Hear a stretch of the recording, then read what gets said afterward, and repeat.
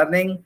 Her pedagogical expertise covers various courses including MHRM, MIRM, MBFM, MTTM, MCOM, BCom, PGD BRIM, and PGD BF. All the courses are in the Department of Commerce. She specializes in teaching subjects like direct taxation, business stats, business and managerial economics, marketing and consumer behavior.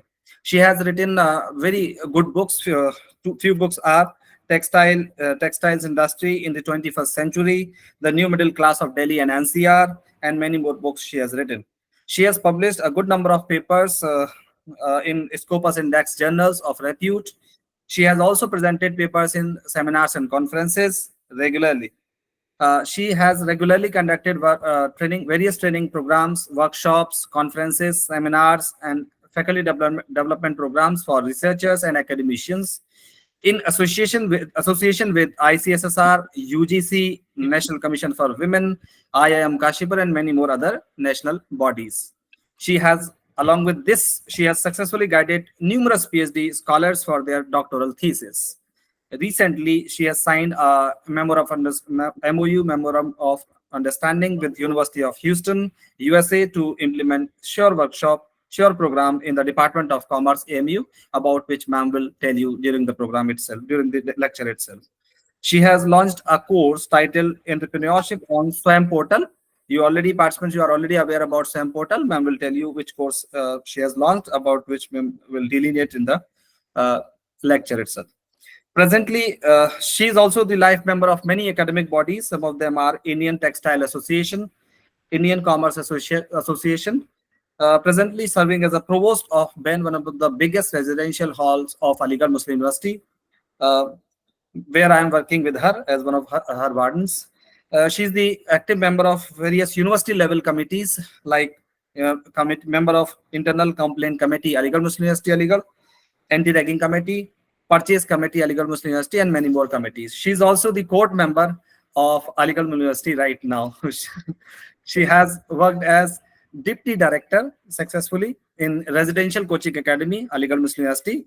She has also successfully worked as Provost of Indira Gandhi Hall, again one of the biggest halls of Aligarh Muslim University. She has one special qualification on social entrepreneurship, which she has completed from Department of Continuing Education, University of Oxford, UK. With these words, participants, I would like to invite ma'am. Ma'am, over to you, ma'am. Thank you so much, Shakir, for giving such. It wasn't a brief introduction; it was a detailed introduction, I think. So thanks for that. And I now come on the stage to just deliver my session on entrepreneurship.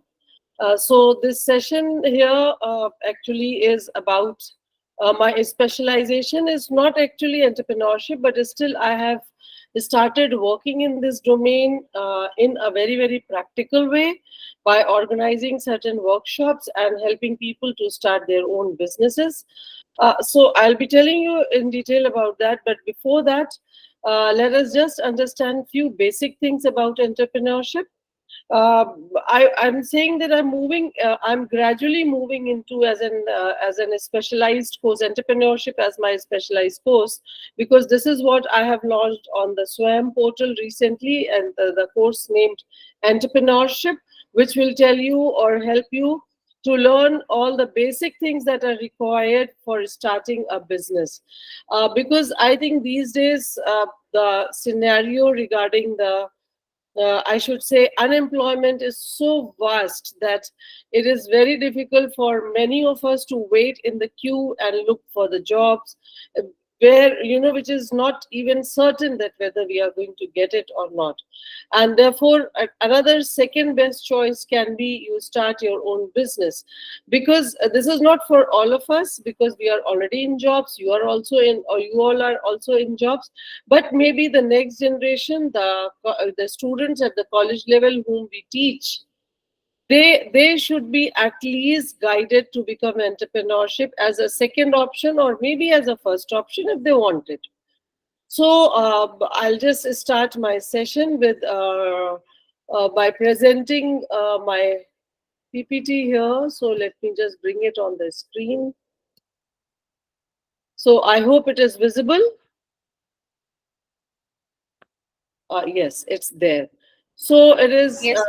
yeah, it's there. So it is the training as an entrepreneur, because here, what my emphasis or what my focus is, it is on that how you, how we can guide our student, or how we can help our student towards entrepreneurship as a, maybe I shouldn't be saying that as a second choice, but maybe as a first choice if they prefer, but at least we must bring it into in the domain of our colleges and universities, and that is what exactly government is doing these days also, because the call is that you cannot, keep waiting in the queue for looking for a job opportunity. So let us just move on to understand how entrepreneurship will be helping the society, the economic development, etc.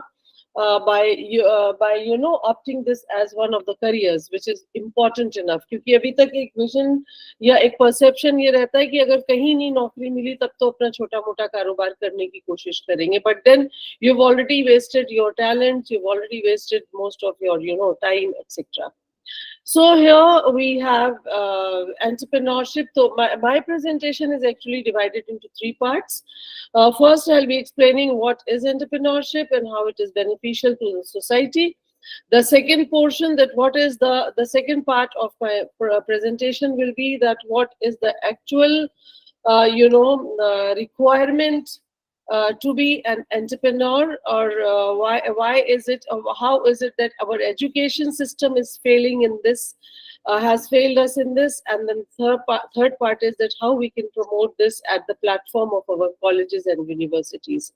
So coming to the this part, that is what is an entrepreneurship. Actually, it is a process of creating something different. Actually, you know who an entrepreneur is.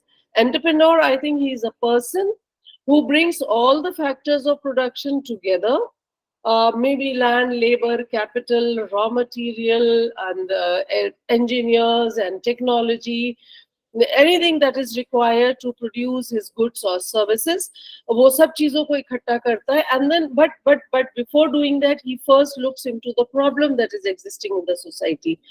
He is very intelligent, he is very sharp, he notices that there is this problem that is existing there, और उसका जो solution है वो ये हो सकता है. वो solution वो ढूंढता है product और services में. ठीक है, तो वो जो है, जो प्रोडक्ट और सर्विसेज में जो सोल्यूशन ढूंढता है वो प्रोडक्ट बनाता है फिर, या सर्विस क्रिएट करता है. So that is what he brings all the factors of production together, and then he takes all the financial risks, because social risk and other kinds of risks also, because in spite of all these efforts still कोई surety नहीं होती, कोई guarantee नहीं होती है कि वो successfully हो, उसका प्रोडक्ट जो है लोग एक्सेप्ट करें और उसके प्रोडक्ट की डिमांड जो है वो ज्यादा हो सोसाइटी में. But still he does this. So he is a risk taker, he is an intelligent sharp person who searches out the problem and then brings a solution to those problems. So an entrepreneur is important, and why is government is important in the current scenario, and therefore the government is also supporting. And I would say that why are they supporting, at what level they are supporting. The proof is that new education policy में ये जो है लेके आए हैं entrepreneurship, vocational training, skill development. There are optional papers where it is made mandatory almost, that yes, you go and you just join them.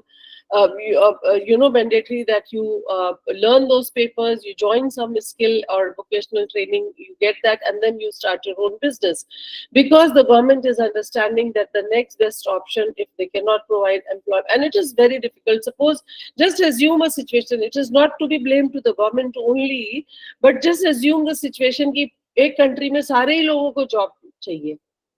जब job कोई create नहीं करेगा, nobody is ready to do business.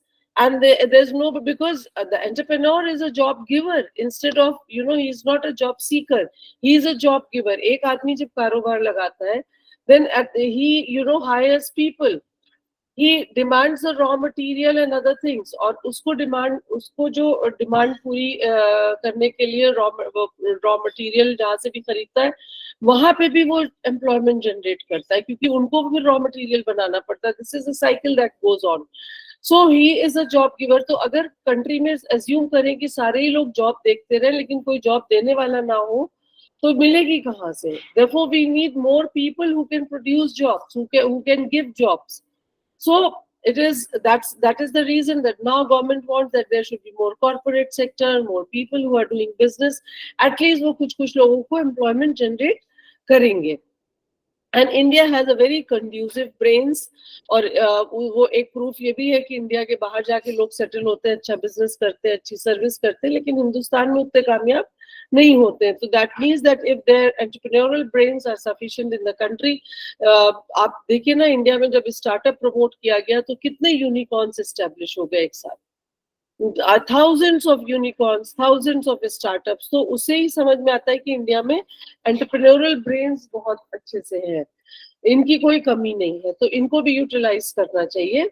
So that is what this current scenario is. Therefore, more emphasis is there because entrepreneurs, they are creating, they have a very creative idea. That is solution, which I am saying. With those creative ideas, they produce certain goods and services through which they are generating employment, and that employment can be direct or indirect. Direct तो वो अपना ही कारोबार जो शुरू कर रहे हैं उसमें लोगों को हायर करते हैं. इनडायरेक्ट इज वो अगर रॉ मटेरियल या कोई भी चीज परचेज कर रहे हैं तो वहां ऑर्डर दे रहे हैं, वहां भी एम्प्लॉयमेंट जनरेट कर रहे हैं. That is an indirect employment. Then they are also hiring the talents. They are hiring the experts. For example, they may be engineers, maybe designers and all those things. They are doing that, so they are utilizing those professionals also, and in this way they are bringing in more money into the economy. More and more money can be flowed in through maybe international market, because जैसे जैसे कारोबार और अच्छा होगा तो exports भी बढ़ते हैं, तो international currency आपकी country में आती है. Imports पे burden जो है कम होता है, load कम होता है, और export ज़्यादा होता है. And maybe they are also bringing in, using up new technologies, and they bring down maybe the price level also comes down, क्योंकि जितना ज़्यादा production होगा, competition जितना ज़्यादा होगा, हर चीज की pricing भी कम होती जाएगी. So this way they are promoting economic development, or maybe we can say that because of more investment, more money flow in the economy, more competition, they are improving the standard of living of the people, because now there will be more jobs, there will be more economic activities, so automatically standard of living लोगों को improve होगा, अच्छा होगा. And this leads to creation of wealth in any economy. And therefore this is one first part of my session that tells you about that what is an entrepreneurship, who an entrepreneur is, and how is it they are so important because of these all benefits or advantages of being an entrepreneur. Coming to the second part, that is when we talk about entrepreneurship and we are looking at it as one of the biggest second option or second choice that can be taken up, then why is it that people are still in India, the situation is not that positive? I'll tell you why. So so we will have to look at the population component here, and at the same time the nature of the population, not only the quantity but the quality of the population also. And then I think you can reason out that why is it that entrepreneurship is at such a low level in a big country, overpopulous country like India. So we can say that India, it is representing one of the biggest population, huge population of the world, with 65% of Indians being the dynamic young population under the age of 35. Now, why is it that we are calling them a dynamic? 35-year age group is the age group which is most young earners who are supposed to be earning. Or 65% means majority of the population is the young generation who are already ready to earn, to go for their living. you know.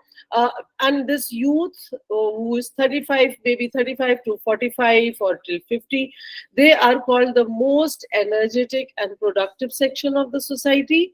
They are the, you know, country's ability, and maybe they can be called as one of the most important potential, who are responsible for the growth, and they are, you know, and any country's growth is decided by the size and strength of its young population, और वो India में majority है. This vast resource of citizen, actually they enter the workforce if they have created a demographic dividend. Demographic dividend here means that the economic growth which results from a population's age structure shift, and it calls for an economic trigger, because we have more hands who are ready to work or who are available to work than in comparison to the mouths to feed. क्योंकि जिन countries में old population ज्यादा होती है percentage wise young population से, तो वहां पे उनको खिलाने का बर्डन ज्यादा हो जाता है. और खिलाने का बर्डन किसके पैसे से होता है? जो लोग, यंग पॉपुलेशन जो काम कर रही होती, इनकम कमा रही होती, और वो टैक्स के नाम से पैसा देती है. And when this tax goes into the tax treasury, that money is utilised to give the pension, और maybe to feed, to provide the medical facility to the old people, और maybe the young people जो कि education sector में अभी भी हैं, जो पढ़ाई लिखाई कर रहे हैं, may be in terms of free ship, maybe in terms of transfer payments like scholarships or other fellowships etc. तो यहाँ पे जैसे चाइना का एग्जांपल यहाँ पे हम आपको बताएं. In China, what is happening that वहाँ पे old populations आता है, because, and this is the result of what the policy that they followed was one child policy. कई साल पहले उन्होंने करा था. अब वो जब उसके रिजल्ट्स, एक जनरेशन जब पैदा हुई उसमें सिर्फ एक एक बच्चा सबके है, तो now what has happened that the young population has shrunk, they have shrunk to, you know, a very small proportion, whereas the old population is in a huge number. So this way we find that China में जो young generation है उस पे burden ज्यादा है, लेकिन India में young generation बहुत ज्यादा है और उनके ऊपर ओल्ड पॉपुलेशन या फिर छोटे बच्चों की पॉपुलेशन का लोड बहुत कम है, सिर्फ 35% है. And these young people, the young generation who is so strong, they are tomorrow's innovators, they are scientists, creators, builders, leaders, and anything they can be transformed into any source of energy for any economic development of the country. But you know, such a good data, but let us look at the other side. That is, with such huge population, 65% who are youth, यहाँ पे unemployment level is as high as maybe 28.26%. Or in, you know, the actually the irony is that ये unemployment उस time पे है जब हमारे जो colleges और हायर एजुकेशन सेक्टर है वहां पे सब्सटैंशियल एक्सपेंशन हुआ है, not only infrastructurally but enrolment point of view also. पिछले कुछ सालों में जो जनरल एनरोलमेंट रेशियो है, इट हैज इम्प्रूव बाय 7.9%. और ये आपने अपनी चारों तरफ देखा भी होगा कि यूनिवर्सिटीज खुल गई हैं बहुत सारी. Private sector also has plunged in order to, you know, participate in education sector, because population बहुत ज़्यादा है और government sector colleges जो है पूरा cater नहीं कर सकते. So they are making good business and they are providing education. और पढ़ने की भी ख्वाहिश सब में और ज़्यादा हो गई है.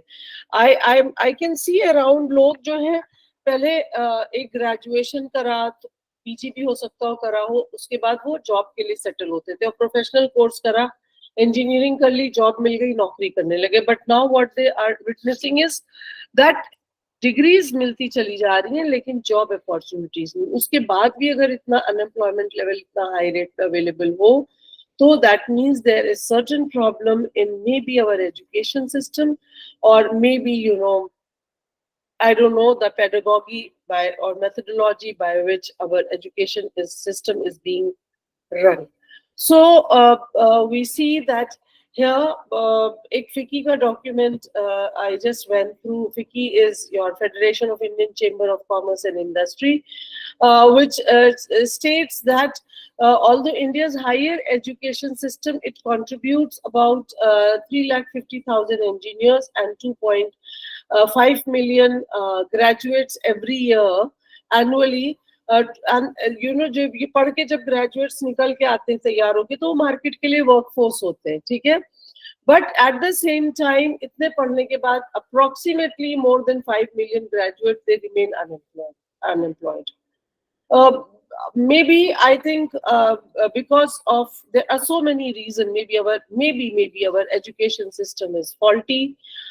Maybe a large amount, literature. I just scanned some of the literature and I just found that maybe mismatch between the education system and the requirement for the job does not match at macro level, or maybe the over education has led to oversupply of educated people, which seems to be more than its demand in labor market, and it leads to low wages or maybe wage reduction, etc. तो ये जो है सारा आपका जो situation है, this is not very, I should say, not a very rosy picture. क्योंकि 65% youth होने के बावजूद और क्वालिफिकेशन और डिग्री ज्यादा हासिल करने के बावजूद भी this problem can be seen all around. So what is the reason? Maybe so I just tried to check in, find it out on the basis of some survey, and we found that there are three just excuse me, I have to take a call for a minute.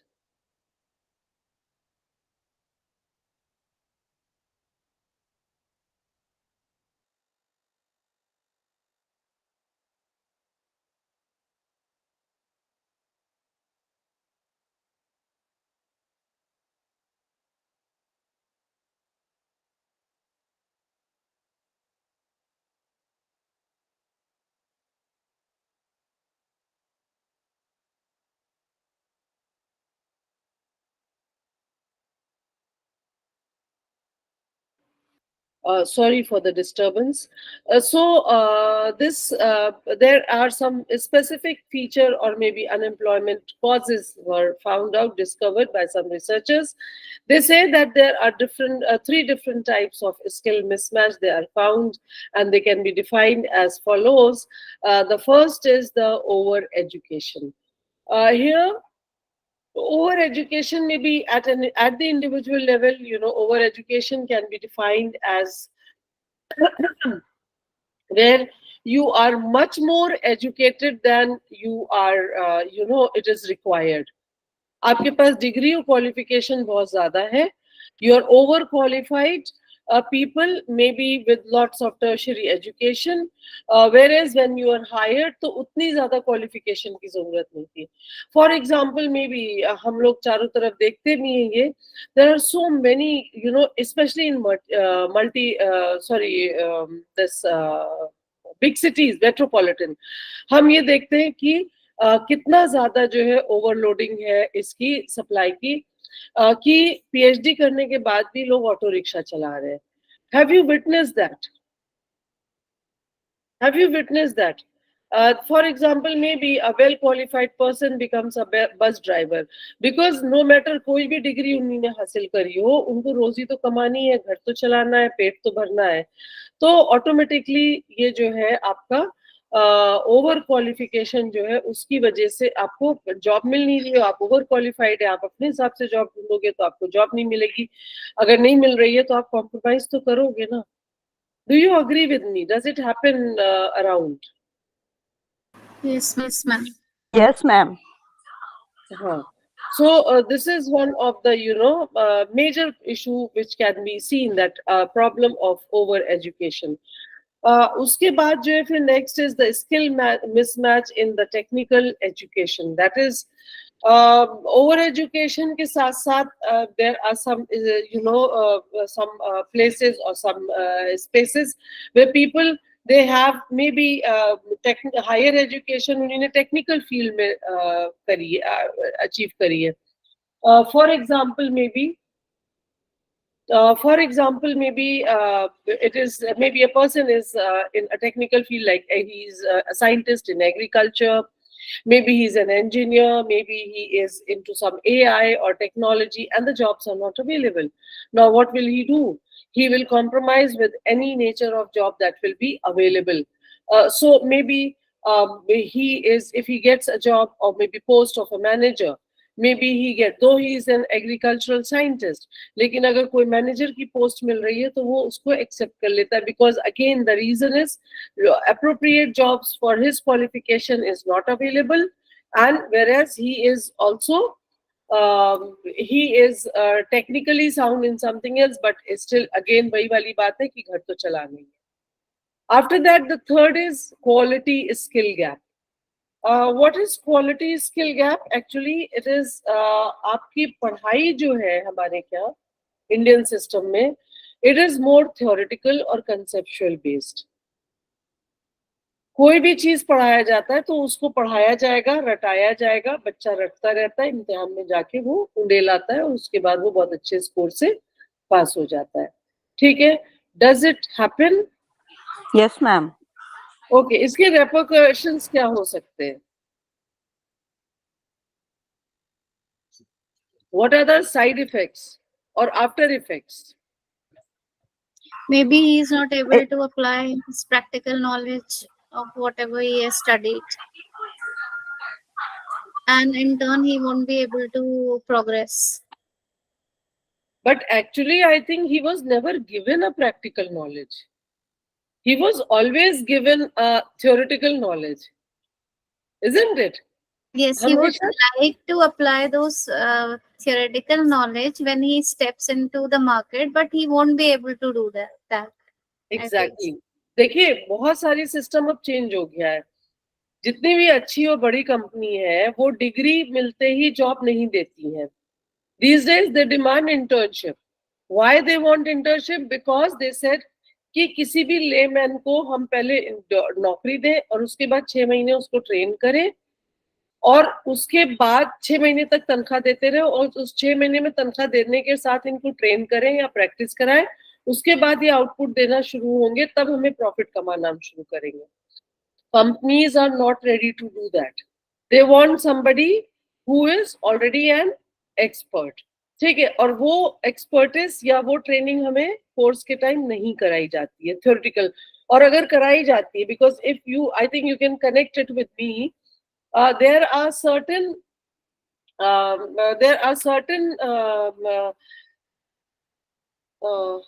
Example क्या दें हम आपको. हाँ, जैसे suppose एक बंदा जो है वो अकाउंटेंट की नौकरी पे ज्वाइन करता है. ठीक है ना, उसने कॉमर्स पढ़ी है, अकाउंट्स पेपर भी क्वालिफाई करे, 90% 95% हो सकता आ गए उसके. ठीक है, लेकिन उसने कभी भी प्रैक्टिकली बैठ के बुक्स ऑफ अकाउंट्स को नहीं वो करा. ठीक है, प्रैक्टिस करी या मेंटेन करा या उसको एंट्री करी है उसने. और किसी भी फुल फ्लेज रनिंग कंपनी में ज्वाइन करता है, उसके पास वो चीज अवेलेबल नहीं है, प्रैक्टिकल ट्रेनिंग. तो वो वहां पे जाके लॉस्ट हो जाता है, and company does not want to provide that facility. तो ये चीजें जो होती हैं, ये जो सबसे बड़ा हर्डल होता है, that is he is not trained, he has no experiential training, he has no practical training. और इसीलिए कंपनी कहती नहीं आप इंटर्नशिप करके आइए. और आप देखिए हम लोग क्या, ऐसा नहीं है प्रोजेक्ट रिपोर्ट हमारे क्या समर ट्रेनिंग एक प्रोविजन है. But just tell me how many of us know कि ये बच्चे मेजरली जेन्युइनली जाके ये कोर्सेज करके आते हैं. I don't think so. Yes, ma'am. Only 5% student will do genuinely, otherwise they just take the certificate. Exactly. They go to people जो उनके जान पहचान के हैं. वहां पे वो इंटर्नशिप या समर ट्रेनिंग करने के बाद वो उनसे सर्टिफिकेट ले लेते हैं और उसके बाद ये हो गया और वो जमा कर देते हैं, उन्हें मार्क्स दे देते हैं. So there is no practical or experiential learning with them. They are only, और इसीलिए जब वो फील्ड में उतरते हैं तो उनको नौकरी मिलती नहीं है, क्योंकि कोई भी कंपनी उनको 6 महीने की तनख्वाह या 4 महीने की तनख्वाह फ्री में नहीं देगी, कि एक तरह से उनका कंपनी का इन्वेस्टमेंट हो जाता है उस बंदे को ट्रेन करने में. So this is your quality skill gap that is existing. उसके बाद एक चीज और हो रही है, that is your jobless growth. एक ये फीचर बहुत ज्यादा सोसाइटी में दिख रहा है. जॉबलेस ग्रोथ क्या है? जॉबलेस ग्रोथ कुछ इस तरह की चीज है, जैसे कि आपको नौकरी नहीं मिल रही है तो आपके पास जो भी क्वालिफिकेशन या जो भी टैलेंट है आप अपना काम खुद कर रहे हैं, और जब आपका काम पॉपुलर होता है तो फिर उसके बाद आपको काम मिलता है. For example maybe suppose आपने जर्नलिज्म पढ़ी, काफी लोग हम देखते हैं that they have learn journalism, they have done mass comm और maybe whatever in depth अपना कर लिया उन्हीं ने, और बहुत ही अच्छे से उनको डिग्री मिल गई है उसमें. उसके बाद वो नौकरी ढूंढ रहे, कोई भी जर्नल कंपनी में नहीं, मीडिया में नहीं मिल रहा है काम उन्हें. Then finally what they do, they become freelancer. They try to publish their own new article, they get it, और वो लिखते रहते हैं इश्यूज पे, और जब कहीं से डिमांड आती है तब वो उसको उस अखबार को या उसको अपनी कहानी बना के दे देते हैं. तो this is called jobless growth. ये बहुत ज्यादा है. It is approximately almost more than 7% in the last maybe 5 to 8 years. और इसी तरह से सपोज आजकल कोई काम नहीं कर पा रहे हैं तो हम अपने यूट्यूब चैनल बना लिया. यूट्यूब चैनल बनाने के बाद आप जो है जब 1 लाख लाइक्स आएगा या व्यूज आएगा, कुछ इस तरह से है, उसके बाद जो है आप इनकम जनरेट शुरू कर देंगे, तब उसके बाद आपको यूट्यूब वाले पैसे देंगे. But this is we find that this is not this is not a job. This is so risky, this is so unstable. काम मिल गया, अखबार वालों ने मांग लिया आर्टिकल तो आपका चला गया, उसमें आपको थोड़े बहुत पैसे मिल गए. You are always being exploited. So this is also an important feature of Indian economy, that over education, skill mismatch या फिर quality skill gap के साथ साथ jobless growth भी बहुत ज्यादा दिखती है यहाँ पे. After that we see, तो इसका जो है conclusion में हम ये कह सकते हैं कि maybe we see that 74% of our workforce there is still engaged in the formal or maybe informal or unorganized sector. मतलब ये तो आप पढ़ाई के साथ जो दिक्कत थी वो है, लेकिन जो लोग काम कर रहे हैं तो वो कैसे कर रहे हैं? They are, most of them, they are working in informal or unorganized sector. काफी लोग तो registered भी नहीं होते हैं, उनको registration का मतलब भी नहीं होता है. Maybe they are self-employed, जैसे हमने कहा jobless growth में आते हैं, या फिर they are not registered but they still fall in the net of small micro, small and medium enterprises, that is MSMEs, which does not, ये सारी चीजें बहुत stable background नहीं provide करते हैं, ना ही stable ना ही assured platform provide करते हैं. So despite the variety of initiative and schemes for skill development, और एक चीज और है, बहुत ही अनफॉर्चुनेट सी चीज है कि गवर्नमेंट इतनी पॉलिसी इन सब चीजों को प्रमोट करने के लिए लाती है. For example skill India mission, national skill development mission, प्रधानमंत्री कौशल विकास योजना, ये सब इतनी अवेलेबल है, और उसके बावजूद अनएम्प्लॉयमेंट जो है बहुत ही ज्यादा वास्ट उसमें मौजूद है. So I think what I think when I look at this data and I work on it, I find that the problem is so huge. First of all, it must not be overlooked. We cannot ignore it. And here a big question arises, that how is it, in spite of getting so many degrees, so many enrollment in the universities, still unemployment is there, because of maybe the quality and the methodology of our primary and higher education is maybe faulty, or maybe the quality of technical and vocational education and training infrastructure is also having some loopholes, और शायद इसी वजह से जो है इतना पढ़ने के बाद, इतनी डिग्री लेने के बाद इंसान को नौकरी नहीं मिल रही है. That means the quality of the workforce is being compromised in comparison to the quantity of the workforce. So I think, और उसमें मेरा बिल्कुल दिमाग जाता है एजुकेशन सिस्टम पे, क्योंकि मैं बार बार इस बात को कह रही हूँ कि ये कुछ ज्यादा ही फोकस्ड है थ्योरेटिकल सिस्टम पे. General education system, because we are too focused on grades, marks, and careers instead of being, oriented towards more innovation and entrepreneurship. Do you have a different opinion? Then please do tell me. No, ma'am, totally agree with you. Totally, you agree with me. Okay.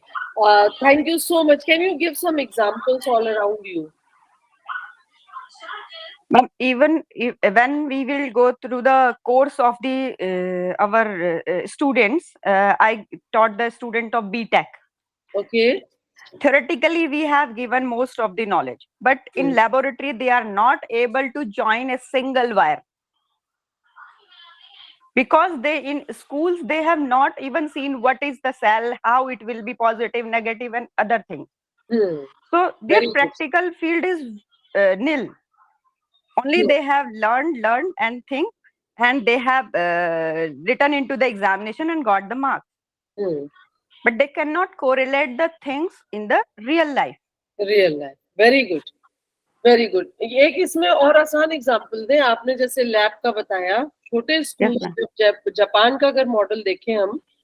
Yes ma'am. What happens, suppose traffic rule सिखाने हैं बच्चे को, ठीक है, तो उनके school में शहरों में एक कॉमन एरिया प्लेस ऐसे डेवलप करी हुई है जहाँ पे ट्रैफिक लाइट्स बनाई हैं, झूठ मूठ की उन्होंने मॉडल बनाया है पूरा, सड़कों का जेब्रा लाइंस उस पे बनाई है, पूरा फील्ड है बड़ा सा, ठीक है, उस पे क्रॉस रोड्स बनाई हैं, यू टर्न्स बनाए हैं, टी बनाई है, टी रोड बनाई है, रेड लाइट्स और वो ग्रीन लाइट्स वाला वो सब बनाया है. And when they are taught the chapter, they don't go and open the book for them, they take the kids to the visit. अब आप ये बताइए, हमारे यहाँ का बच्चा, जिसमें काफी बच्चे ऐसे होते हैं जिनको अंग्रेजी नहीं पता होती है और अंग्रेजी में चैप्टर पढ़ाया जाता है और वो रट रहा होता है कि yellow means wait, red means stop, green means go, और कभी भी वो सड़क पे नहीं उतरता है. सिखाने के लिए उसको सड़क पे नहीं उतारा जाता है. इससे अच्छा एग्जाम्पल है ही नहीं हमारी education system. Yes ma'am. Yes. इससे अच्छा एग्जाम्पल है ही नहीं कि बच्चे को रटा दिया जाएगा और इसीलिए वो फिर एग्जाम में जाके वो जहाँ रेड और ग्रीन कलर में, क्योंकि उसके दिमाग में पिक्चर नहीं है, वो सिर्फ रटे हुए सेंटेंस है और वो कंफ्यूज होता है, फिर वो भूलता है. वो रेड का ग्रीन, ग्रीन का रेड भी लिखा है, कोई बात नहीं. Whereas आप लोग कभी मौका लगे तो please do read the education system models that are followed in Japan. They are taking everything for trip visits, and they develop a modular. वहाँ सारे स्कूल की बुकिंग्स होती हैं, वहाँ पे स्कूल 1 by 1 लेके जाते हैं बच्चों को वहाँ पे. यहाँ पे बच्चा जो है जेब्रा वो देखता ही नहीं लाइन सड़क पे कभी भी, और छोटे शहरों में रह रहा हो तो बिल्कुल ही उसको पता ही नहीं, उसने किताबों ही में कभी देखी होगी. तो प्रैक्टिकली भी हमारी सड़कें भी उस तरह से डिजाइन नहीं होती उतनी अच्छी जो एक तरह से होना चाहिए. इसी तरह से when I visited some of the developed nations, like for example I went to US, I went to Europe. वहां पे मैंने कुछ मेरे एक्सपीरियंस ऐसे रहे कि म्यूजियम घूमने हम गए और म्यूजियम के बाहर मैंने विजिटर्स से ज्यादा I found the school kids. There was a museum of space science, ठीक है, और वॉशिंगटन में है. वहां 6-8 बसें लगी हुई थी. Every day it was like that because they showed everything. Museum बनाए इसीलिए जाते हैं to practically educate the student. अगर स्पेस में तो नहीं ले जा सकते तो म्यूजियम बना हुआ है, वहां पे बच्चों की विजिट कराई जाती है. They see everything, they see the craft, they see the rocket, they see how उनका पूरा वो बना हुआ है कि अर्थ कैसे सूरज के चारों तरफ जा रही है, रात दिन कैसे हो रहा है, वो सारा प्रैक्टिकल डेमो वो देखते हैं वहां पे. And then on the basis of their learning, they make their notes and they are given text then after that. तो कितना फर्क है, यही हमारे एजुकेशन सिस्टम में भी फर्क है. So now coming to the next part, this is another part. We realize that yes, there is a lacuna in our education system.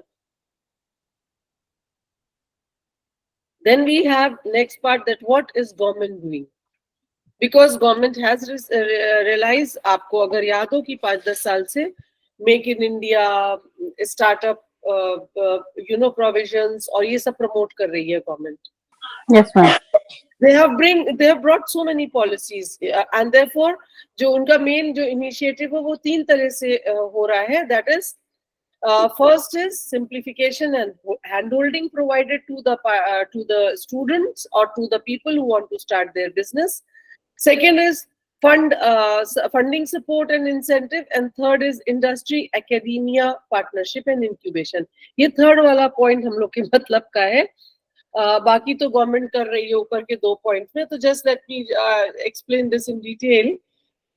That how is first is hand holding, that is providing all the, एक तो सबसे पहली चीज जितने भी business करने के registration और लीगलिटीज लीगल प्रोविजंस होते वो सब अब ऑनलाइन हो गए. So they have simplified it because you know आप ऑफिस जाइए वहाँ लाइन पे लगिए और उसके बाद आप रजिस्ट्रेशन कराइए, फिर आपको वो दूसरे दिन का अपॉइंटमेंट देगा. It is, you know, it was too tedious. So therefore now online में बहुत आसान हो गया है कि आप अपने घर में लैपटॉप आप सारे डॉक्यूमेंट तैयार करिए, उनकी PDF में कन्वर्ट करिए, उनको अपलोड करिए और उसके बाद आपका रजिस्ट्रेशन हो जाएगा. So it is not that difficult now. So this way इसी तरह से उन्होंने बहुत सारी चीजें सिंप्लीफाई करी हैं. Not only the legal provision, the IPR, that is intellectual property right, so that आपका प्रोडक्ट कोई और नकल ना कर ले, कोई और ब्रांड आपका लोगो ना चोरी कर ले, etc. एग्जिट प्रोसेस, ये सबको इन्होंने हैंड होल्डिंग एंड सिंप्लीफिकेशन में करा है और काफी काम किया है. Now it is much easier to do business in India than it was maybe 30 years back. After that, funding, yes, they have brought in बहुत सारी schemes आई हैं. SIDBI is the maybe Apex Bank, then Canara is the lead banker, जो कि MSME के लिए loan देते हैं और कर्जा देते हैं और इजी इंटरेस्ट पे देते हैं. प्रधानमंत्री योजना, आपकी कौशल योजना, ODOP, ये सारी और भी बहुत सारी स्कीम्स होती हैं. महिलाओं के लिए 0 इंटरेस्ट स्कीम्स हैं बहुत सारी.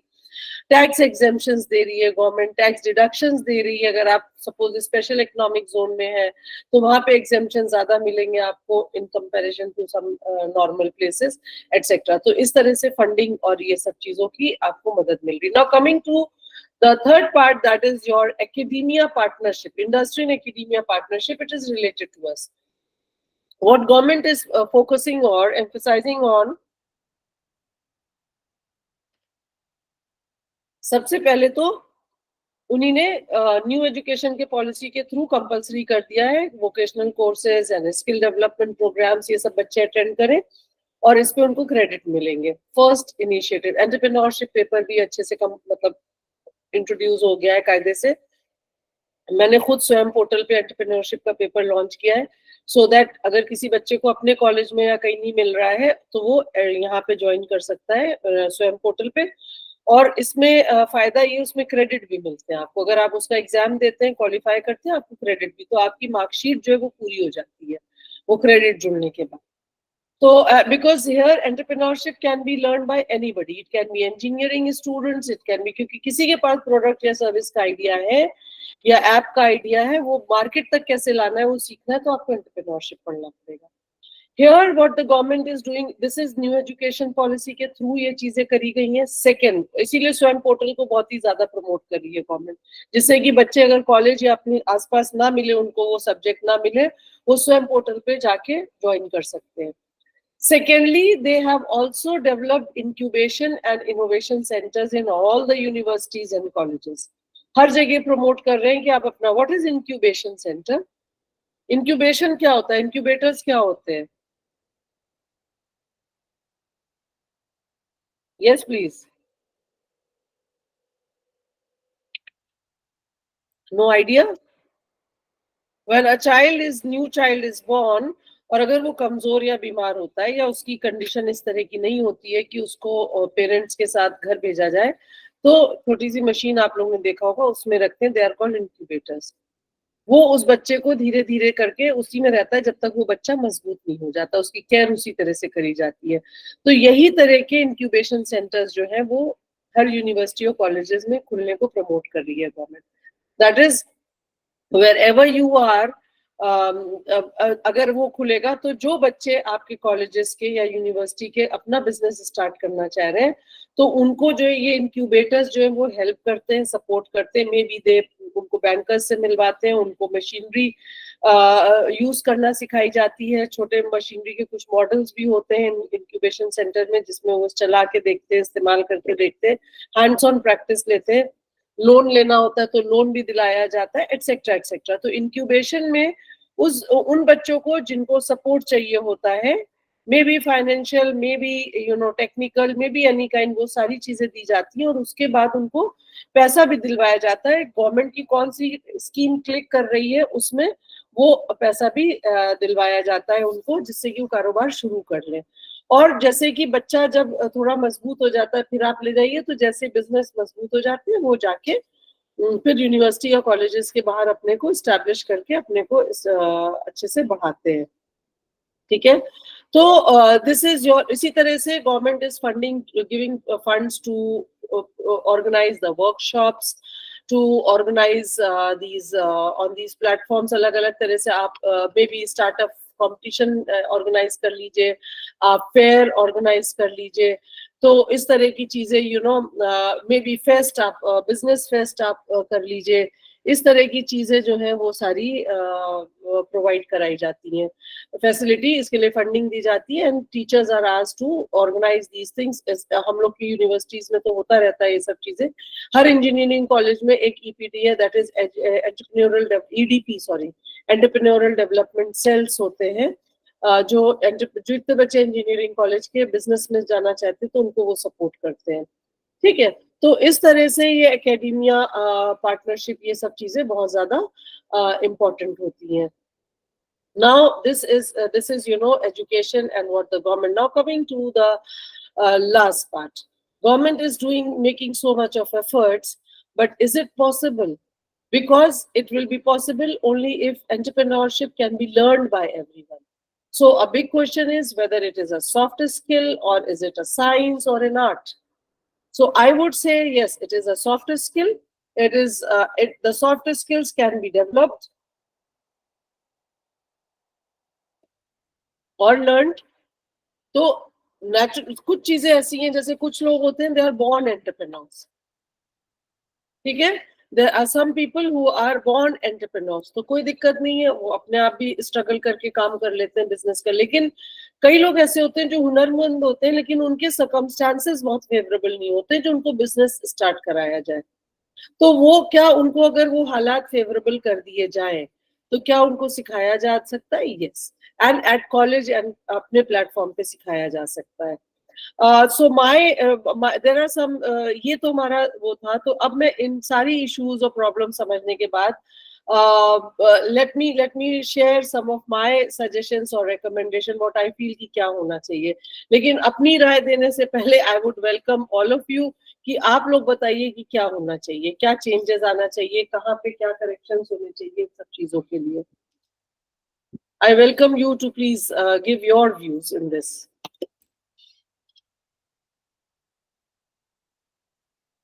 Yes, please.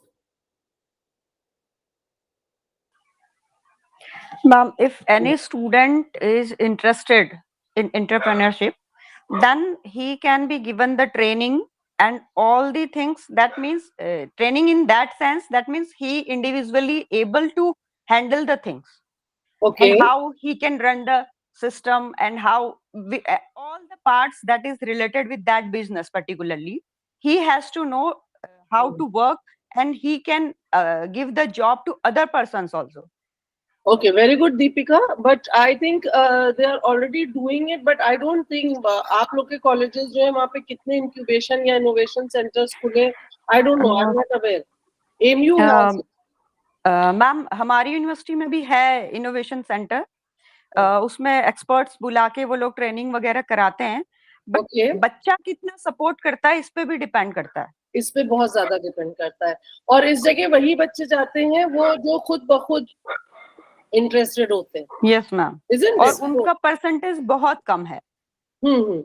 गवर्नमेंट स्कीम्स तो बहुत लाती है लेकिन वो कितने लोगों को फायदा पहुंचा पाती है, वो उसका परसेंटेज अगर देखें तो मैक्सिमम पैसा बर्बाद ही जाता है।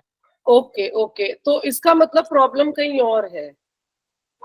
मतलब सॉल्यूशन जो हम दे रहे हैं, सॉल्यूशन वो नहीं है। मतलब इंक्यूबेशन इनोवेशन सेंटर जरूरी है, होने चाहिए, लेकिन ma'am. अगर उन सेंटर्स में कोई नहीं आ पा रहा है, नहीं आना चाह रहा है, कमी बच्चे आ रहे हैं, सपोज सिर्फ 5% बच्चे आ रहे हैं, तो दैट मीन्स कहीं ना कहीं कुछ दिक्कत है, ठीक है ना? Yes, ma'am. May be yes Prabha, आप कुछ कहना चाह रहे हैं? I think okay. तो इसमें मुझे लगता है दिक्कत कहाँ पे है? मोटिवेशन लेवल पे। मे बी वो स्टूडेंट्स क्यों नहीं, 80% या 50% स्टूडेंट क्यों नहीं मोटिवेट हो रहा है? Why only 5% or 3% student come to incubation centers?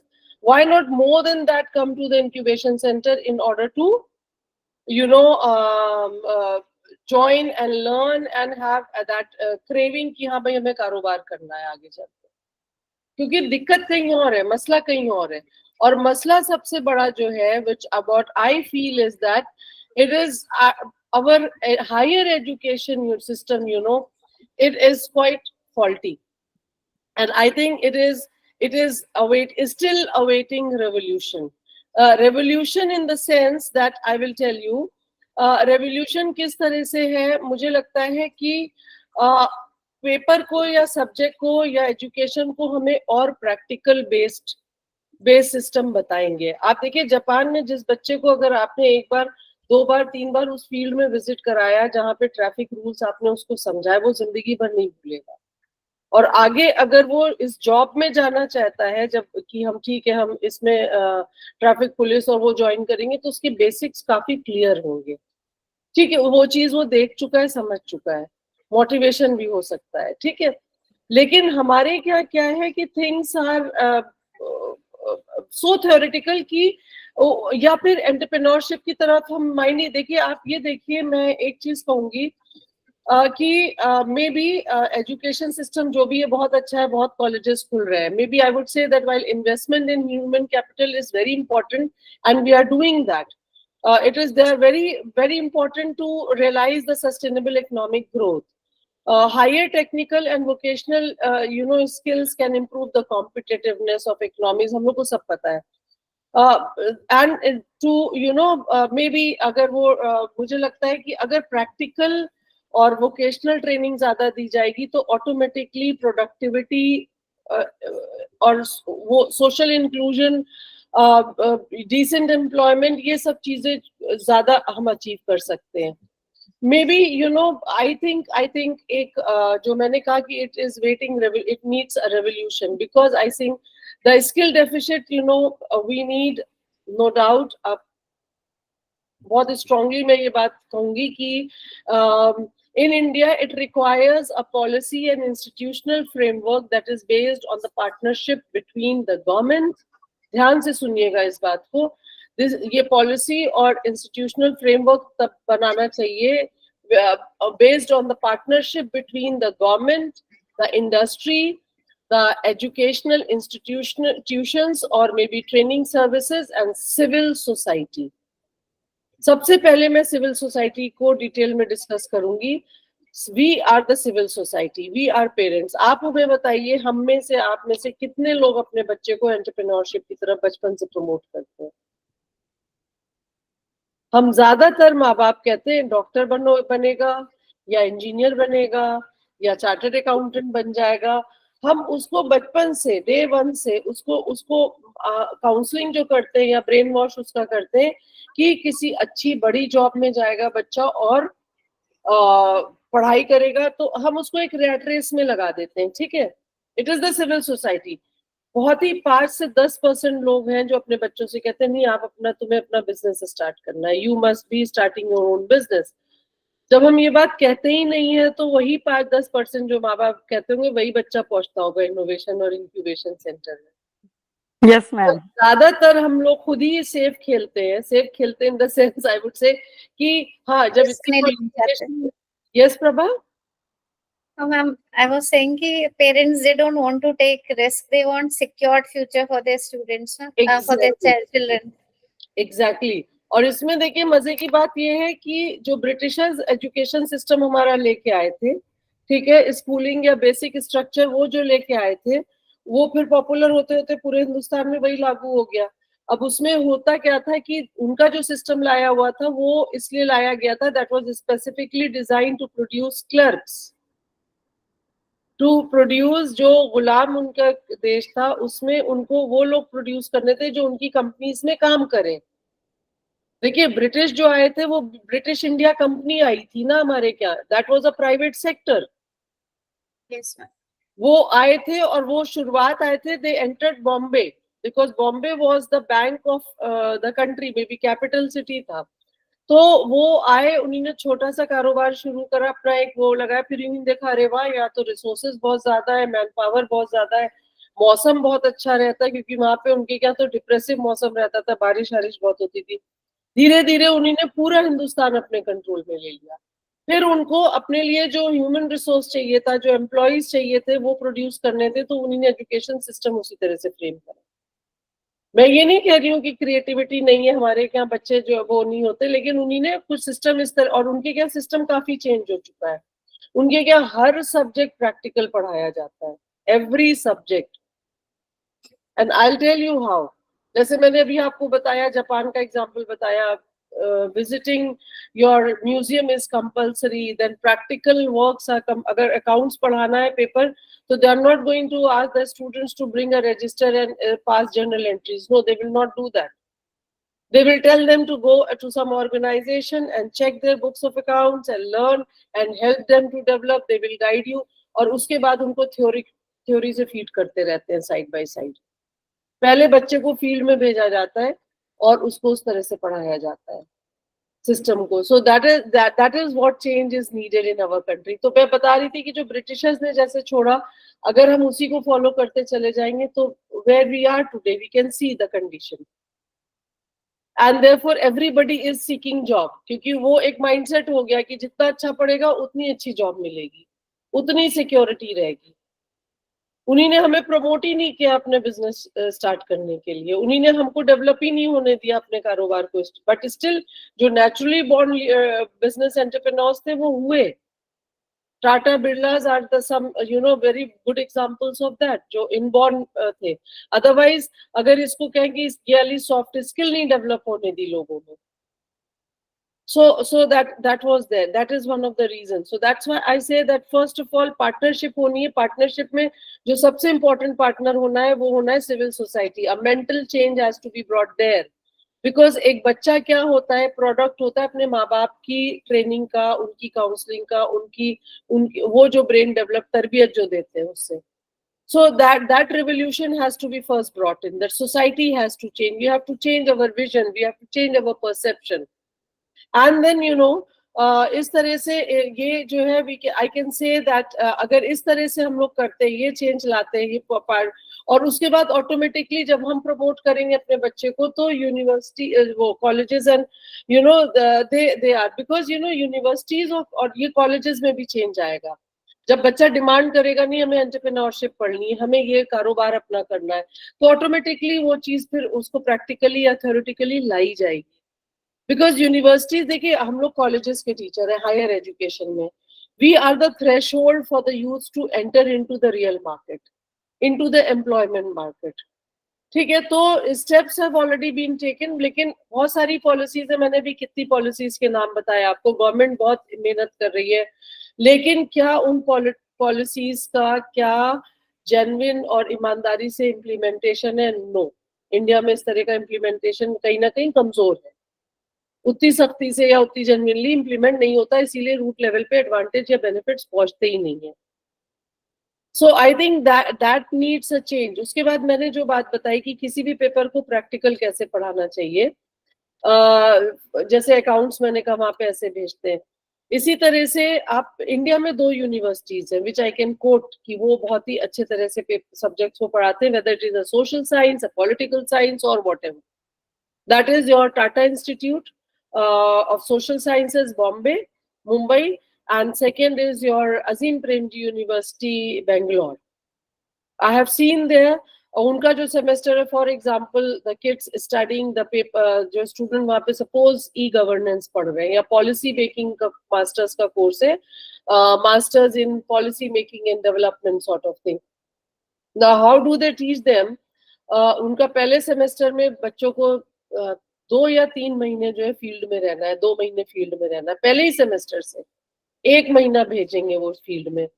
For example policy बनानी है, उन्हीं ने रूरल एरियाज में भेज दिया, उनमें वहां पे बच्चे जो है 1 महीना रहे, उनके लोगों से मिले जुले, बातें करी, वहां की प्रॉब्लम समझी, एंड देन दे रियलाइज कि हाँ इन इन चीज में गवर्नमेंट को इंटरवेंशन करना जरूरी है, इन चीजों में पॉलिसी बननी चाहिए।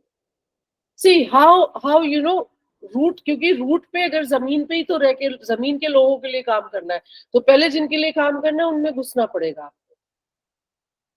एंटरप्रेन्योर आप तभी बन सकते हैं जब आपको प्रॉब्लम पता हो कि क्या चीज चाहिए, क्या बिकेगी। बिकेगी वही जिसकी जरूरत होगी। जब हमें जरूरत नहीं होगी जिस चीज की, हम उस पर पैसा नहीं खर्च करेंगे, ऑब्वियसली आप भी नहीं खर्च करेंगे। तो वो प्रॉब्लम फिर ढूंढता है कि क्या चीज चाहिए, वो क्या चीज, इनकी प्रॉब्लम क्या है, क्या कहाँ पे प्रॉब्लम है, तो वो उसी तरह का प्रोडक्ट को डेवलप करता है। So you know this practical education is missing. उसके बाद फिर प्रैक्टिकल एजुकेशन के साथ साथ एक मेरा इसमें सजेशन और है, that is in all the universities and colleges जो लास्ट सेमेस्टर होता है, आई थिंक देयर हमारे पूरे कोर्सेज को ब्लेंड होना चाहिए। जैसे ये मैंने अजीम प्रेम जी और इनका एग्जांपल दिया, क्रिमिनोलॉजी अगर पढ़ा रहे हैं तो आधे ज्यादा टाइम उनको क्रिमिनल्स के बीच में भेजा जाता है, नॉट लाइक दैट कि ऐसे सड़कों पे भेजा जाएगा, इन प्रिजन्स, इन जेल, वहां पे भेजा जाता है। बच्चे वहां पे जो है इन फुल सिक्योरिटी मिलते हैं, बात करते हैं, उनके इश्यूज समझते हैं, उनकी साइकोलॉजी समझते हैं, and then they are asked to do work on them. Then you know कि आप फिर बताइए कि अब इनको कैसे हैंडल करना चाहिए, इनको कैसे ट्रीट करना चाहिए, इनको क्या प्रोविजन देने चाहिए, सो दैट उनका जो पनिशमेंट है वो इस तरह से करा जाए। So you know this is how now. दूसरा जो इसके साथ साथ एक तो सब्जेक्ट प्रैक्टिकल पढ़ाया जाए, फिर जो लास्ट सेमेस्टर होता है, ऑलवेज गिव अ सजेशन कि लास्ट सेमेस्टर में the government must make it compulsory कि ठीक है, अगर जैसे प्रोजेक्ट होता है ज्यादातर लास्ट सेमेस्टर में, क्लासेस नहीं होनी चाहिए, कुछ सिलेबस इस तरह से डिजाइन करिए कि लास्ट सेमेस्टर के जितने भी थ्योरेटिकल पेपर्स हैं वो सब पहले पढ़ा दिए जाए, और लास्ट सेमेस्टर में total only and only internship या समर ट्रेनिंग या पूरे 4-5 महीने के लिए। और ये यहाँ टिस में भी हो रहा है और अजीम प्रेम जी में भी हो रहा है, लेकिन जो फॉरेन कंट्रीज में हो रहा है, फॉर एग्जांपल इकोल यूनिवर्सिटी का एक केस है, it is in Switzerland, one of the best university. तो इसमें जो है वो क्या करते हैं कि लास्ट सेमेस्टर में ऑप्शन देते हैं, either you do a project work और you go for your startup. अब बच्चे ने जो 4.5 साल तक पढ़ा था, वो आखिरी सेमेस्टर में वो किसी प्रोडक्ट पे काम कर रहा है या किसी सर्विस पे रिसर्च कर रहा है, वो अब इस स्टेज पे आ गया है कि now we can produce those goods and services. Now there's given an option that if you want to start up your business of this product or of this service, you may go, we will help you। तो उनका जो incubation और innovation centre होता है, वहां पे उस बच्चे को पूरी ट्रेनिंग दी जाती है। दैट इज बैंकर से मिलवाएंगे, इन्वेस्टर से मिलवाएंगे, टेक्नोलॉजी उनको प्रोवाइड कराएंगे, मार्केट की स्टडी कराएंगे, कंज्यूमर स्टडी कराया जाएगा, all these, and then at the end of the semester he establishes finally his small business। और उसके बाद वो चाहे कंटिन्यू करे ना करे उसकी चॉइस है, लेकिन इसी बहाने उसका बिजनेस जब स्टार्ट हो जाता है, ऑब्वियसली ही विल कंटिन्यू।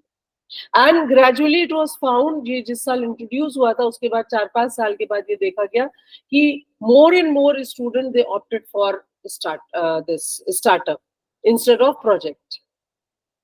ठीक है, तो जो स्टार्टअप होता है उस पे उसको मार्क्स मिल जाते हैं और उस पे उसके क्रेडिट्स बन जाते हैं कि हाँ जितना अच्छा कारोबार उसने एस्टैब्लिश किया उतना ही अच्छा उसको मार्क्स और सब चीजें हो जाती हैं। सो ये छोटे छोटे से चीजें हैं जो एक चेंज लाने की जरूरत है। हम लोग को हर प्रैक्टिकल, हम थोड़ा थोड़ा कंट्रीब्यूशन हम लोग ये कर सकते हैं। Why should be wait for every time कि नहीं ये इम्प्लीमेंट हो, but maybe you can discuss with your principals, with your chairman and deans कि हम इस सब्जेक्ट को क्रिएटिव वे में इस तरह से पढ़ाना चाहते हैं। That should be done. और हर सब्जेक्ट को प्रैक्टिकल या एजुकेशन सिस्टम को जितना ज्यादा प्रैक्टिकल करा जा सके, प्रैक्टिकल करने की कोशिश होनी चाहिए। That should be there. Then coming to the next part, that is schools, at schools level. Presently what I can see that at school level जितने भी international boards के school है, IB board के जितने भी school है, They all are teaching entrepreneurship since class 3rd, 4th, 5th. I think since class 4th they start. But there are no books there are no theories, no definition for entrepreneurship. They give them a practical exercises that okay, you are given, जैसे कि आप लोग सब लोग भी जब school में पढ़ते होंगे तो क्राफ्ट का क्लासेस होता था, ठीक है, art and craft, where we used to make so many things, maybe in stitching, maybe some model, some product, कुछ ना कुछ हम लोग को बनाने को दिया जाता था, कभी क्ले से, कभी सिलाई कढ़ाई करके, कभी इस तरह से, एंड देन उसकी फिर एग्जीबिशन लगती थी, फिर बेचा जाता था. यहाँ पे ये रेगुलर बेसिस पे इंडिविजुअल बच्चों को एक्सरसाइज दी जाती है that you imagine that you can produce certain goods, and if you can produce certain goods, then how will you sell it? Maybe sometime virtual के साथ भी दिया जाता है, virtual products. Now come on, you come and stand here and you sell it to your friends. उसमें communication skills develop करी जाती है, negotiation skill develop करी जाती है, and it was I have some kids in my family who are studying in IB boards, and I witnessed that. And I saw when I was talking to them, then one of them was saying, no, I'm not going to study more. I'm going to just, after my some professional course for business, I'm going to start my own business. So this is how, society में change जब आता है, जब mindset change होता है, तो वो बच्चा भी जो है आगे बढ़ के फिर उसको भी लगेगा कि नहीं, मैं business start करूँगी. So this way, school has to provide some, I think कुछ environment इस तरह से, कुछ maybe मुझे याद है हम लोग के स्कूल में फेट लगती थी और हम लोग से बोला जाता था आप लोग स्टॉल लगाइए, जो जितना भी पैसा कमाएगा उसको first prize, second prize, third prize ऐसे मिलेगा. और उसके बाद हम लोग इस प्राइज के चक्कर में जो है खूब अच्छी अच्छी चीजें सोचते थे, गेम्स का स्टॉल लगाना है या खाने पीने का लगाना है या कोई प्रोडक्ट अपने हाथ से बना के, फिर हैंडीक्राफ्ट प्रोडक्ट्स हम लोग बनाते थे and we used to sell. और जो भी प्रॉफिट आता था we used to put it in the charity box. वो स्कूल के चैरिटी बॉक्स में देना होता था. But then at the same time it was एक बिजनेस स्किल्स डेवलप होती थी. एंड देयरफॉर सिलेबस, करिकुलम कुछ ना कुछ इस तरह से जरूर हेल्प डिजाइन होना चाहिए, डेवलप होना चाहिए. एंड देन अदर मैंने सजेशंस और दिए हैं इस पे कि आपका जो है और भी अपने लेवल पे पॉलिसी में, रूल्स में इस तरह से प्रमोट करना चाहिए कि और भी अच्छे से आपका एक एनवायरनमेंट डेवलप हो कि पीपल जो है वो डाइवर्ट हो या डेविएट हो towards entrepreneurship. So what basically we need at higher education, क्या होना है, हमें क्या करना है at college level? Maybe you can give suggestions in the meetings to your principals or your chairpersons, that maybe how we can provide experiential learning factor to the students. Maybe we can give them entrepreneurial ventures, we can develop a business incubators. लेकिन वही वाली बात है कि incubators बना के उसको नहीं रखना है कि आप आओ, अपने आप नहीं आएगा, आपको मोटिवेट करना पड़ेगा उसको, उसका माइंड, बेंड ऑफ माइंड उसका उस तरफ से उधर डेविएट करना पड़ेगा. all those things, then maybe to motivate और एक वो conducive environment बनाने के लिए, entrepreneurship के लिए, maybe you can invite people, good industrialists of your place, around your place, to give lectures, to talk to the students, to motivate them, to maybe venture capitalist से आप मिलवाइए. अगर कुछ बच्चों को आप आइडेंटिफाई करिए जो आपको हुनरमंद लग रहे हैं कि हाँ भाई इनके अंदर हुनर है, ये जो है बच्चा बहुत अच्छे से कर लेगा, प्रोडक्ट को भी डेवलप कर सकता है और वो भी कर सकता है, तो उसको हम मोटिवेट कर सकते हैं, तो उसको आप लेके आइए. तो इस तरह से उनको आइडेंटिफाई करिए और उनको वेंचर कैपिटलिस्ट से मिलवाइए, एंजल इन्वेस्टर से मिलवाइए, लेक्चर करवाइए, वर्कशॉप छोटी छोटी करवाइए, तो बच्चों का माइंडसेट उस तरफ जाता है. And this is what practically actually I am doing. Therefore, I think that you all also, being a teacher, can do it. And how I am doing, I'll just share with you. This is the workshop. That is the show workshop, जो Shakir sir ने भी शुरू में आपको जिक्र किया था, which I am running in the university of in our university. This I have signed an MOU with the University of Houston क्योंकि ये मैंने वहीं पे प्रोग्राम देखा था. एंड इसके बारे में हम आपको ये बताएं कि इट इज, मैं जब गई थी, मैंने प्रोग्राम के 2-3 सेशन अटेंड करे, and I found it so rich. That बिल्कुल मजा आ गया उसे देख के कि कैसे वो यूनिवर्सिटी में पेपर, ये एक एंटरप्रेन्योरशिप पेपर, ऑप्शनल पेपर है वहाँ पे, जो मैनेजमेंट या बिजनेस कॉलेज में पढ़ाया जाता है। इस तरह से कैसे जो बच्चा एंटरप्रेन्योरशिप ऑप्ट करता है, उस बच्चे के अंडर में 2 या 3 या 4 या 5 जो लोग कारोबार स्टार्ट करना चाह रहे हैं, जो एंटरप्रेन्योर्स बनना चाह रहे हैं, उनको उसके अंडर में दिया जाता है। और उस बच्चे से कहा जाता है you have all the theoretical knowledge, अब आप इसका कारोबार कैसे स्टार्ट कराएंगे। तो उसमें फिर सेशंस होते हैं पूरे 3 महीने, पूरे सेमेस्टर क्लासेस होती हैं। बैंकिंग की होगी, तो इसमें हम बैंक से लोगों को बुलाते हैं जो बैंक के बारे में पढ़ाते हैं, और जिन लोगों को लोन या कुछ चाहिए होता है वो बच्चा हेल्प करता है उस बैंक में ले जाके उनका फॉर्म वॉर्म भरवाने में। क्योंकि यूजुअली जो लोग कारोबार शुरू करना चाह रहे हैं, स्ट्रगल कर रहे हैं, मेजरली वो थोड़े से अंडर प्रिविलेज बैकग्राउंड के होते हैं। इसी तरह से बिजनेस का प्रपोजल कैसे बनाया जाए, we teach them through one of the session called business model canvas. तो इस तरह से जो है उनको सारे सेशन, मार्केटिंग सिखाई जाती है, उनको रजिस्ट्रेशन, कॉर्पोरेट लॉयर की टीम आती है जो कि उनको रजिस्ट्रेशन सिखाती है, लीगैलिटी सिखाती है, उनको बिजनेस, कुछ लोगों को बिजनेस रजिस्टर करना होता है, उनको रजिस्टर करा देते हैं। तो ये सारे काम कराने में ये स्टूडेंट जो है वो हेल्प करते हैं। And then once the workshop is over, जो बच्चे हेल्प कर रहे थे वो हो सकता है आगे चल के कंसल्टेंट बन जाए, या वो अपना भी, क्योंकि उन्होंने दूसरा का स्टार्ट कराने में इतना मार्केट का स्टडी करा, इतना होमवर्क करा, उनको सपोर्ट करने में प्रपोजल बनाया, अब वो बिल्कुल तैयार हो गए, उनको पता है इनस एंड आउट्स, और वो फिर अपने लिए प्रपोजल बना सकते हैं और अपना बिजनेस खुद स्टार्ट कर सकते हैं। So this workshop is taking place, और अभी नेक्स्ट इसका 3 हो चुके हैं हम लोगों के यहाँ, और चौथा जो है 12 अगस्त से, मंडे से स्टार्ट कर रहे हैं हम लोग इसमें। And I am looking to a good participation. अभी तक के 250 लोगों को हम लोगों ने, तो इसमें 3 फीचर्स है, education, hand holding and networking. We educate them, all the resource person they come from the industry, वो उनको एजुकेट करते हैं, लेकिन साथ साथ में उनकी मदद भी करते हैं कि आइए चलिए हम आपको बैंक वालों से मिलवा दिया, सीए से मिलवा दिया, मार्केट के लोगों से मिलवा दिया। This is called hand holding and networking. That is we also help them to meet already existing people in that domain, in that industry, और फिर वो उसमें इंटरैक्ट करते हैं। So this is how, you know, this program is going on in the Department of Commerce, Aligarh Muslim University, and we have already helped 42 to 45 people, I think, to establish their own business. हमने उनके कारोबार शुरू करा दिए।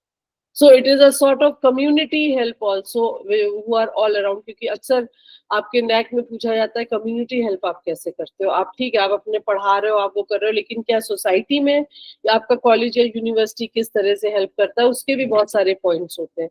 सो sure program also falls into that, outreach program और community help भी करता है। सो ये इसलिए मैं आपके साथ शेयर करा, क्योंकि just to tell you that it is not impossible, you know, if we teachers think of it and we plan कि नहीं भाई ये हमें करना है अपने उसमें, तो ये impossible काम नहीं है, it is very much possible. And with this I bring my session to close, and but I open it for you all if you want to give some of your viewpoints you want to share, या आप कुछ और बात करना चाहते हैं, you are most welcome, please. Thank you from my side. Yes, please. I throw the floor open to you. या कुछ आप पूछना चाह रहे हैं या कुछ बताना चाह रहे हैं, because you all have your own experiences. तो अगर आपको कुछ पूछना है तो आप पूछ सकते हैं। Ma'am, this sure program, in this program, the student can participate. Yes, of course. देखिए, ये स्टूडेंट जो है अगर कॉमर्स के हैं तो उनको एज ए कंसल्टेंट हम ज्वाइन कराते हैं, और अगर जो बिजनेस स्टार्ट करना चाहते हैं तो उनको एज एन एंटरप्रेन्योर स्टार्ट कराते हैं। That means he has to be graduate. हाँ, at least he has to be. नहीं, जो एज एन एंटरप्रेन्योर ज्वाइन करना चाहते हैं वो पढ़े लिखे हों, बिना पढ़े लिखों को भी मैंने शुरू कराया, बल्कि उनके तो कारोबार सच में शुरू करा दिए। For example, in Aligarh, I had a lady came to me. वो मजदूरी पे काम करती थी, वो प्रोडक्ट बनाती थी, पत्ती वर्क का काम करती थी, ठीक है। Yes, तो ma'am. उसने मुझसे कहा, वो मेरे पास आई, वो पढ़ी लिखी नहीं थी ज्यादा, और उसका हस्बैंड, वो सिर्फ शायद हाई स्कूल पास थी, उसका हस्बैंड बिल्कुल स्कूल ही नहीं गया था। ठीक है, वो मेरे पास आई, मैम मेरे को बिजनेस करना है, मेरे को 2 लाख रुपए लोन चाहिए, मुझे बैंक वालों से मिलवा दीजिएगा। मैंने कहा बिल्कुल, बैंक वाले आएंगे, मैं मिलवा दूंगी, बाकी आपके ऊपर है, मतलब आपकी कितना पोटेंशियल होगा, लोन मिलेगा नहीं मिलेगा तो बैंक वाले डिसाइड करेंगे, लेकिन हैंड होल्डिंग में ये आता है कि मैं आपको मिलवा दूंगी। Then when she joined, मैंने कहा आप हाई स्कूल हो, मुझे इंटर की चाहिए, कहती, लेकिन उसका जज्बा देख के मुझे लगा कि नहीं, I shouldn't stop her. Then she said मेरे हस्बैंड को भी ज्वाइन कराना है। मैंने कहा नहीं, but he has not been to school, वो कुछ समझ नहीं पाएगा, क्योंकि इंग्लिश हिंदी उर्दू मिक्स होके लैंग्वेज में सेशंस होते हैं। तो she said नहीं, लेकिन इनके बगैर तो मैं कहीं जा ही नहीं सकती हूँ, इनको तो रहना ही पड़ता है, मतलब मुझे, मैं सूरत से माल लाती हूँ, मैं बॉम्बे से माल लाती हूँ, कच्चा मतलब कपड़ा वगैरह, तो he has to be there, तो for he also has to understand things. तो उसके बाद मैंने वो रूल भी खत्म कर दिया कि हाई स्कूल या इंटर होना चाहिए, and I give entry to everybody, anybody who wants to learn the soft skill of doing a business. I am not teaching how to make a product उसको बनाना चाहिए, वो खुद स्किल्ड होना चाहिए, सर्विस, या जैसे इंजीनियरिंग के बच्चे बहुत आते हैं, पार्टिसिपेट करते हैं हमारे क्या, बिकॉज ये इंजीनियरिंग के बच्चे जो होते हैं वो प्रोडक्ट तो उनको आता है, उन्होंने अपनी इंजीनियरिंग में सीखा है, कोई मशीन, कोई टूल, कुछ भी बनाने के लिए, या सॉफ्टवेयर बहुत आजकल बच्चे बना रहे हैं, तो ये लोग जो है जब बनाते हैं, ये करते हैं, तो ऑटोमेटिकली उनको मार्केट में कैसे बेचना है वो नहीं आता है, वो मेरा प्रोग्राम सिखाता है उन्हें। तो इसमें ओपन एंट्री है, पढ़े लिखे हो ना हो, स्टूडेंट हो, बगैर स्टूडेंट हो, 50 साल के हो। अभी मेरी जो 12 तारीख से शुरू हो रहा है, उसमें एक साहब ने ज्वाइन करा है, किसी ने, मैंने अभी फॉर्म देखे उनके, he is 52 plus, and I was just surprised. He is already running a business. I said, you don't need to learn. He said, no, I want to learn because things are ever changing. The world is dynamic, and I want to learn the new things that have come, new soft skills that are new. तो ये ना इस तरह से ये इसमें participation होता है। तो इट इज ओनली एक स्क्रीनिंग मैं करती हूँ, जिसमें मुझे अगर पोटेंशियल दिखता है कि हाँ कारोबार करने का पोटेंशियल अच्छा है इनके अंदर, ये पढ़े लिखे हो चाहे ना, तो मैं उनको एंट्री देती हूँ। आज 3 months लॉन्ग वर्कशॉप, 12 सेशंस होते हैं सिर्फ, हर हफ्ते में एक इसलिए होता है क्योंकि बाकी का टाइम उनको प्रैक्टिकल होमवर्क करने को दिया जाता है। आपको प्रपोजल बनाना है, आपको बैंक में फॉर्म भरना है, आपको प्रोजेक्ट प्रपोजल कहीं जमा करना है, तो वो सब सिखा के फिर रजिस्ट्रेशन कराना है, तो वो 1 हफ्ते का टाइम दिया जाता है, और कॉमर्स के स्टूडेंट उनको हेल्प करते हैं। दैट मीन्स एक टीम आपकी तैयार हो जाती है पूरी। हाँ, स्टूडेंट्स की, जो कॉमर्स और मैनेजमेंट के स्टूडेंट है, वो मेरी टीम होती है जो इनको फैसिलिटेट करते हैं, हेल्प करते हैं। तो जी ऐसे it's a very very rich workshop. Anything else anybody wants to ask? Good evening, ma'am. Good evening. Good evening. First of all, thank you for your very excellent explanation about entrepreneurship. So I have just little bit a question about the skill development and vocational training, ma'am. So what specific policies has been the Indian government introduced, ma'am, about the vocational or skill development program? बहुत सारी जगह है। Actually new education policy में कुछ semester में I just went through, I saw कि उनको एक स्लॉट दिए कि they have to go for some vocational course, और they can opt for so many credits. ठीक है, अब मैंने कई जगह देखा है, जैसे कि गवर्नमेंट की ही agencies, for example Canara bank Aligarh में एक है आरसेटी करके नाम से, ठीक है, यहाँ पे बहुत सारे कोर्सेज होते हैं। इसी तरह से DIC, डिस्ट्रिक्ट इंडस्ट्री सेंटर, हर शहर में होता है और हर डिस्ट्रिक्ट में होता है, और वहाँ पे सारी इंडस्ट्रीज जो उस डिस्ट्रिक्ट में होती है उसका डेटा उनके पास होता है। और ये लोग जो है, for example bread making, baking, ये पशु आहार, ब्यूटी पार्लर, ये सारे कोर्सेज कराते हैं। ठीक है, और सर्टिफिकेट बेस्ड कोर्सेज होते हैं। उसके बाद ये इनसे कहते हैं कि अगर आपको अपना ब्यूटी पार्लर या अपना सिलाई का स्कूल या अपनी बुटीक खोलना है, तो ये लोन भी देते हैं सब्सिडाइज रेट पे, कि अब आप अपना कारोबार कर सकते हैं जाके। ओके, ओ यस मैम, यस मैम। ये इस तरह से होता है। ठीक है ना, तो ये काफी जगह हर डिस्ट्रिक्ट में आपको गवर्नमेंट के तो बहुत सारे मिल जाएंगे।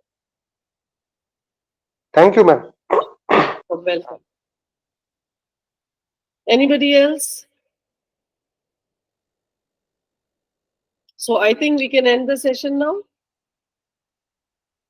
So thank you so much. Thank you, ma'am. Thank you. Thank you, ma'am. Thank you. Thank you, ma'am.